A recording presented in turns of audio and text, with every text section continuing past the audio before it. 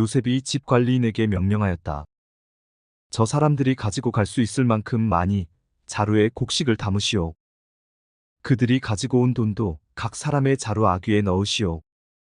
그리고 어린아이의 자루에다가는 곡식값으로 가지고 온 돈과 내가 쓰는 은잔을 함께 넣으시오.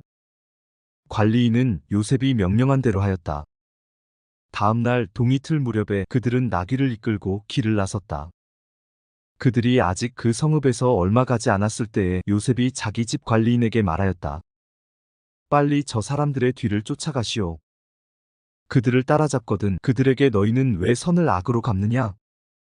어찌하려고 은잔을 훔쳐가느냐? 그것은 우리 주인께서 마실 때에 쓰는 잔이요 점을 치실 때에 쓰는 잔인 줄 몰랐느냐? 너희가 이런 일을 저지르다니 매우 고약하구나 하고 호통을 치시오. 관리인이 그들을 따라잡고서 요셉이 시킨 말을 그들에게 그대로 하면서 호통을 쳤다. 그러자 그들이 그에게 말하였다. 어찌하여 그런 말씀을 하십니까? 소인들 가운데는 그런 일을 저지를 사람이 하나도 없습니다. 지난번 자루 아귀에서 나온 돈을 되돌려 드리려고 가나안 땅에서 여기까지 가지고 오지 않았습니까? 그런데 어떻게 우리가 그대의 상전댁에 있는 은이나 금을 훔친다는 말입니까? 소인들 가운데서 어느 누구에게서라도 그것이 나오면 그를 죽여도 좋습니다. 그리고 나머지 우리는 주인의 종이 되겠습니다. 그가 말하였다. 그렇다면 좋소. 당신들이 말한 대로 합시다. 그러나 누구에게서든지 그것이 나오면 그 사람만이 우리 주인의 종이 되고 당신들 나머지 사람들에게는 죄가 없소. 그들은 얼른 각자의 자루를 땅에 내려놓고서 풀었다. 관리인이 맏아들의 자루부터 시작하여 막내 아들의 자루까지 뒤지니 그 잔이 베냐민의 자루에서 나왔다.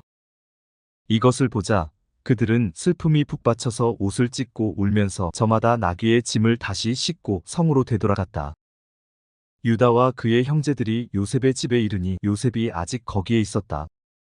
그들이 요셉 앞에 나아가서 땅에 엎드리자 요셉이 호통을 쳤다.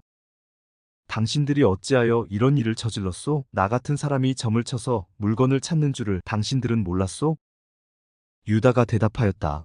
우리가 주인 어른께 무슨 할 말이 있겠습니까? 무슨 변명을 할 수 있겠습니까? 어찌 우리의 죄 없음을 밝힐 수 있겠습니까? 하나님이 소인들의 죄를 들추어내셨으니 우리와 이 잔을 가지고 간 아이가 모두 주인 어른의 종이 되겠습니다. 요셉이 말하였다. 그렇게까지 할 것은 없소.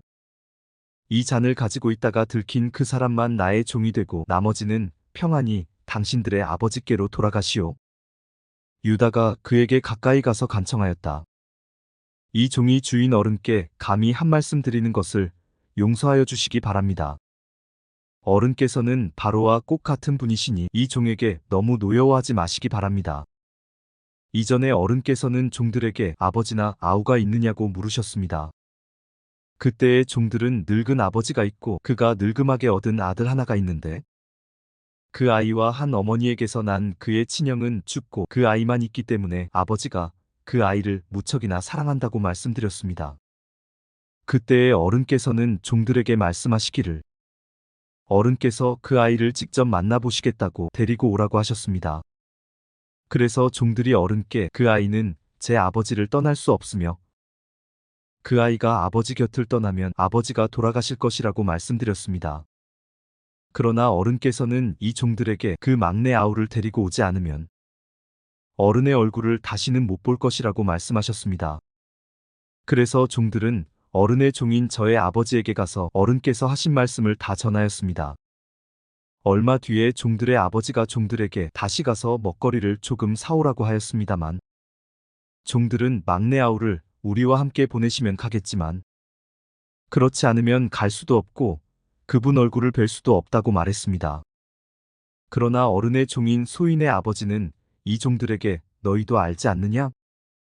이 아이의 어머니가 낳은 자식이 둘뿐인데 한 아이는 나가더니 돌아오지 않는다. 사나운 짐승에게 변을 당한 것이 틀림없다.